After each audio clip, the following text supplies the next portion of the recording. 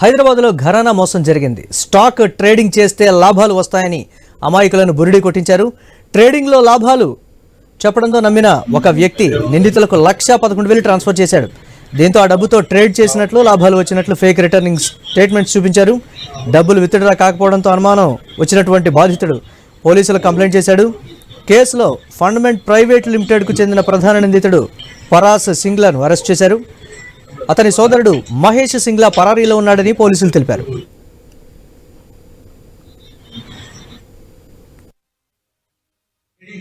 Stock trading fraud. కానీ ఇందులో ఏం జరిగిందంటే, మామూలుగా ఒక లేడీ ఈ కంప్లైనెంట్ కి కాంటాక్ట్ చేసి పరిచయం పెంచుకొని ఒక రిప్యూటెడ్ మల్టీనేషనల్ ఐటీ కంపెనీ పేరు చెప్పి ఆమె కంపెనీలో ఎంప్లాయీ అని చెప్పుకుందామే. చెప్పిన తర్వాత ఇద్దరి మధ్య కంప్లైనెంట్ కి ఆమెకి పరిచయం పెరిగిన తర్వాత నెక్స్ట్ వాట్సాప్ కమ్యూనికేషన్ మొదలు పెట్టడం జరిగింది. ఆ విధంగా ట్రస్ట్ గెయిన్ చేసిన తర్వాత మీకు ఒక స్టాక్ ట్రేడింగ్ లో మీరు ఇన్వెస్ట్మెంట్ చేస్తే మంచి రిటర్న్స్ వస్తాయని మీరు చెప్తే అతను ముందుగా 1,70,000 చెప్పిన అకౌంట్ కి ట్రాన్స్ఫర్ చేయడం జరిగింది. మార్కెట్ ట్రెండ్స్ అవన్నీ ఉండేసరికి వాడు ఈ టెన్ టు బిలీవ్ అన్నట్టు నిజమైన వెబ్సైట్ అని నమ్మాడు ఆ లింక్. కానీ actually it is a fake website. All police stations in Hyderabad సిటీలో 90 ఎఫ్ఐఆర్స్ నమోదైంది.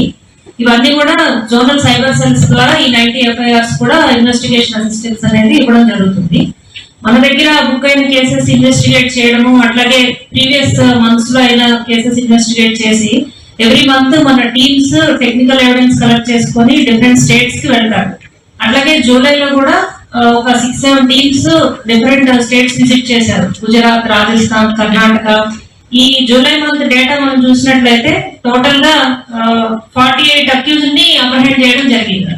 దీనిలో 31 పర్సన్స్ ని డైరెక్ట్ అరెస్ట్ చేసి రిమాండ్ పంపించారు. మిగిలిన 17 మెంబర్స్ కూడా నోటీస్ ఇవ్వడం జరిగింది.